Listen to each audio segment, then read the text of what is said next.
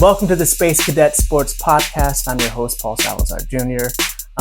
Happy to be here for a special episode. This is, I guess, late night with Space Cadet Sports.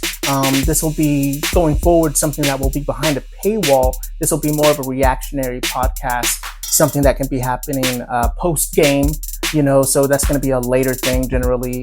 It'll probably be a lot more rare than a regular video podcast because honestly, it's late after a West Coast game. It's going to be pretty late. And, I don't know, I'll definitely probably won't be willing to be on camera every night after a game. So this is probably going to be a rare thing. These will go behind a paywall in the future. But yeah, just really happy to have some subscribers. Very stoked to any new subscribers we have. Welcome to Space Cadet Sports. I also want to give a special shout out to my Uncle Joey. Uncle Joey, thanks so much for supporting me. Appreciate you you being one of the sponsors here of this podcast now. Shout out to you. Partially, this is because of you now. We have more subscribers. We can make more content. So definitely thank you to everyone who listens. But yeah, even if you can't be a paid subscriber, just hit subscribe, hit likes, little likes, little shares, things like that. Really, really mean a lot to me. I'm a small creator. It helps spread the podcast and helps us create a community, hopefully, of like-minded Astros fans where we can talk about games just like today. The first series was a bummer, going down 0-4 to our rivals, the Yankees. So it was great tonight to get Ronel Blanco on the mound to pitch a no-hitter. It was a 17th no-hitter in the franchise history. That's including postseason games. And it was much needed.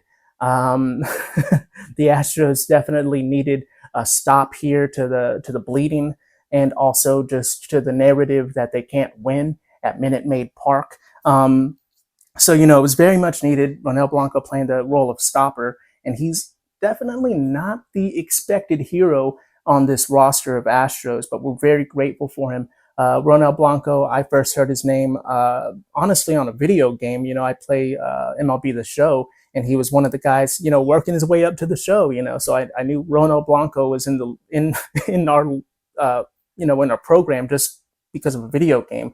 I'd never heard of him before. And then Dana Brown last season was saying, that maybe he could be an answer to our long relief problems at the time. And, it took some time to develop. He really didn't have a strong season last year, but coming out of the gate, getting a big stop when we needed him this season we're super lucky to have him. This was only his 8th start made in his career. He's a 30-year-old. It's also, his first time to be on the opening day roster this season. So he's a bit of a late bloomer, a bit of a prospect that kind of took a long time to develop and kind of came out of nowhere for people that are not Astros fans. And I'm sure for people that are Astros fans, some people have never heard of him. So, shout out to the late bloomers, shout out to the people that weren't, nobody was expecting anything out of them. Thank you, Ronel Blanco. You're the hero of the day. Let's take a look here at his box score. I have it up right here. Let's take a look at his box because he has a new pitch in his repertoire, which is a changeup. And Christian Javier also has a changeup that he added to his repertoire. It's good to see that. Them develop pitches that will help them have a more balanced attack against hitters. He executed it well tonight. He had 7 strikeouts. Off the top of my head, I think he had 4 or 5 of them were probably off the changeup. So going off speed, not just throwing some heat by people, but being able to trick them a little bit with the off speed pitch is a great addition to his arsenal at the beginning of this young season. So really, really excited to see that. He went obviously 9 innings, 0 hits, 0 runs, 0 earned runs, 7 strikeouts, and two batters walked. Definitely in the 9th inning there, when he walked Springer, I got a little nervous. Definitely, I made this meme. Put it up there. It's like a Jordan Peele sweating meme. That's how I feel. Like all Astros fans, the last 3 or 4 games now, we're like, we might have a lead, but we're in trouble here. So I got nervous when Springer got on. I don't think we would have lost the game being up 10-0, but I definitely got a little nervous based off of our recent history in these games where we really blew it at the end of the game.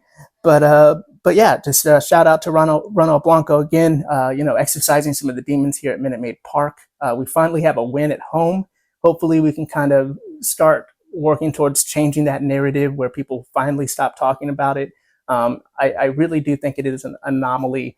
I don't think there's a ghost haunting it or there's karma or any of that stuff. But, it'd be great if we could scientifically prove that, if we could call some Ghostbusters, and just figure out if this place is haunted. I'd be down for that. But, reality, I think they should just work on their pitching and their hitting. But yeah, also I wanted to give a huge congrats to Joe Espada. I think in the whole no-hitter hubbub, we kind of forget that Joe Espada won his first game as a manager. It was a long time coming. The Astros really sweated him out, but I wrote a little thank you note to a congratulatory note to Joe Espada. We could put that up there. Congrats, Joe Espada. Congrats. Really, it's from the heart. No, but I know it was a long time coming. He's a really good guy. I'm rooting for Joe Espada here. They really made it difficult for his first win, so it was great to see him win. And also, I'm sure for him, a lot of managers aren't used to the spotlight. It would have been awkward for it to be all about his first win and getting the monkey off of his back. This way, he can kind of fly under the radar and have the main story be about something else instead of him getting his first win. So, big congrats on that. But yeah, also before we get into the game a bit. Another bit of big news is that Justin Verlander pitched a simulated game. It went well, and he's going to now be able to start working on his rehabilitation. And I'm assuming he'll be going to Sugarland, unless for some reason he wants to go to Corpus. But he'll probably be doing a game or two in Sugarland. Hopefully it won't be too long, and he's healthy, and there's no setbacks. But Ronel Blanco's pitching well. They're honestly, our starting pitching's looking pretty good, and Justin Verlander's coming back. That could mean Ronel Blanco moves to the bullpen, or maybe Hunter Brown or JP France moves to the bullpen if Ronel Blanco's rolling. Either way, it looks like this middle relief problem that we've had against the Yankees could be a thing of the past. I pray. I pray. I'm on my knees praying for the Astros every day. But yeah, let's kind of get into the game a little bit now that we talked about Ronel Blanco so much. Obviously, there wasn't a lot going on the offensive side for the Blue Jays. The Toronto Blue Jays, I hate to see them go down like this. I do love that team. I love George Springer. They're the Canadian Astros in a way, we kind of jokingly call them. But, it just wasn't a good game for them offensively. So we'll just highlight Ronel Blanco and not talk about that. This isn't a Blue Jays podcast. I don't want to get into the hate territory here. So let's move on to the offense here for the Astros. They had a really good game. It seems like all of the offensive struggles that they had with against the New York Yankees, they kind of put in the rearview mirror. They started off strong in the first inning. Tucker hit a home run. Tuve was on base, and they immediately out the gate. It was 2-0 just after Tucker's at bat, and then Diaz shows up. He decides Tucker shouldn't be the only one hitting a home run in the inning, and he hits a home run as well. Immediately out the gate, we're up 3-0. It's rocking in Minute Maid Park. We start to feel like maybe this could be a better game. In the second inning, we don't stop the offense. Very happy to announce. I feel like I kind of mentioned it last podcast, but Jeremy Pena hadn't hit a home run since July 5th of last year, which is a long drought for any player to go without hitting a home run. But after a while, it starts to get kind of psychological. And we don't want Jeremy Pena to be reaching for home runs. He obviously has a issue hitting the slider down and away, which I can't say anything. I can't hit a slider if you threw it right at me, but he struggles with that slider down and away. So that would be a dangerous combination to have that hole in your swing and also constantly wanting to hit home runs.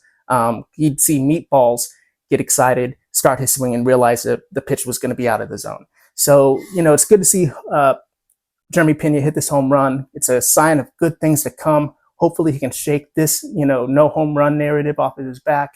It takes a long time for players to develop sometimes. He came out with a really strong rookie season, kind of faltered a bit in his second year, but I think that's just because he's making adjustments. The league has figured out where the biggest holes in his game are, and he's kind of adjusting to figure out how he can, kind of game plan against the game plan, if you will. and he's doing a good job. I really think Jeremy Pena is going to have a bounce back year. Maybe he isn't going to be a perennial, World Series MVP. I mean, who is, So maybe we just kind of temper the expectation just a little bit. But I could see this guy being an all-star. But that's, we have a lot more offense to talk about. So let's keep going here. In the fourth inning, Chazzy Fizz, the Tasmanian Devil himself, hits a double, and then Myers hits a single, and that knocks him in. And now we're at 5-0, and that's kind of good. We're seeing some production from the bottom of the lineup. That hasn't been a problem so far, but it's good to see that they can keep the ball rolling.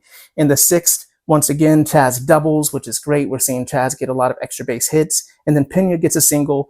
I think at that point, sorry, I forgot to mention Abreu. Sorry, Jose Abreu's been struggling offensively. He gets a single, and I don't mention it. But yeah, early in the inning of sixth inning, Abreu hits a single, Chazzy hits a double, and then Pena singles to knock two guys in at 7-0. At that point, they do a pitching change. I thought it was interesting they had that pitcher go in so deep, but I don't know. Maybe they're having bullpen problems themselves. They needed that pitcher to go to extra, pitch some extra innings to just kind of. Sometimes your job as a starting pitcher in professional baseball is just to eat innings. And, maybe the game's gotten away. You still have to pitch those innings because they can't get those innings out of anybody else. So in the seventh inning, we get Tucker comes up. He hits his second homer. This one's also to center. This one's a little more right center. Alvarez scores on that. He had a walk earlier in that inning, so it was 9-0. And once again, Diaz just doesn't want to be outdone. He sees what Tucker is doing. He's like, give me some of that. He hits himself another home run. Two home runs performances in this game. It's now 10-0. Congratulations to Tucker and Diaz. They really, Tucker really struggled getting any kind of on-base action in the first series. It's good to see him get some power, especially after he struggled towards the end of last season. It's also good to see Diaz get some pop. He's definitely was getting on base when he plays catcher. Not so much when he's DHing right now, which, that could be an anomaly. Maybe he just really likes the flow of the game when he's catching. I don't know. Right now, I just chalk that up to an anomaly, though. In the eighth inning, Dubon comes in for Tuve, and immediately as a defensive change, he has to show some of that gold glove leather there. He really, it's so good to have a guy like Dubon. Not only can he come in and hit, but he also is really good defensively. So it's nice, like, hey, Tuve, just sit down for a little bit. Got Dubon in there. And also in the eighth inning, we had Espada do another managerial change. He brought in Kessinger to pinch hit for Alvarez. Kessinger, heads up, we got a great Kessinger watch appearance. I'll nail that one day. Heads up, we have a great Kessinger appearance. So yeah, Gray's out there. That means we're probably up, or we have enough of a lead where we just need to focus on defense. If Gray is on the field, I have a really good idea that things are going well for us, or maybe he just is doing a spot start. But, I think Gray being out there, whether he is being a defensive substitution or he's pinch running, that's going to be a good thing. I do like Gray Kessinger. I'm not trying to make fun of him. I think he does have a career in the league. But I think, sometimes you see these guys that are kind of situational subs. They're not like the main utility guy. They can contribute a lot. A lot of those guys end up being the best managers because they know how the dugout works. They know how the clubhouse works. They know how everything works from a non-superstar perspective. So, I am making some jokes about Gray Kessinger, but he's a great player. He's an Astro. He has my support, but it's always good to see him out there on the field. He grounded out, but I think, he does have a decent bat. I think he'll figure it out at some point in the season if he gets enough at-bats to garner enough consistency there. In the, obviously, that's kind of the wrap-up for the game there. We ended up winning that 10-0. It really was so great. Tomorrow, we're looking forward to another game against Toronto. They have their pitcher, Berrios, coming out. He's 1-0 with a 3 ERA. He's generally a great pitcher. So, we're going to have to keep the ball rolling, have to stay consistent, keep attacking, and yeah, just not expand the zone. Framber Valdez is going to be pitching tomorrow. So he's hoping for a bounce back game. He's really hoping that he can kind of settle the nerves, kind of attack the zone a little bit better than he was doing his first start.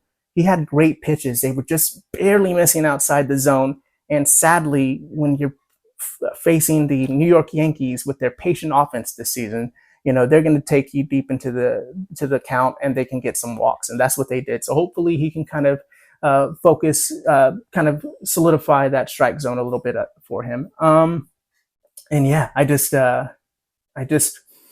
wanted to pull this up.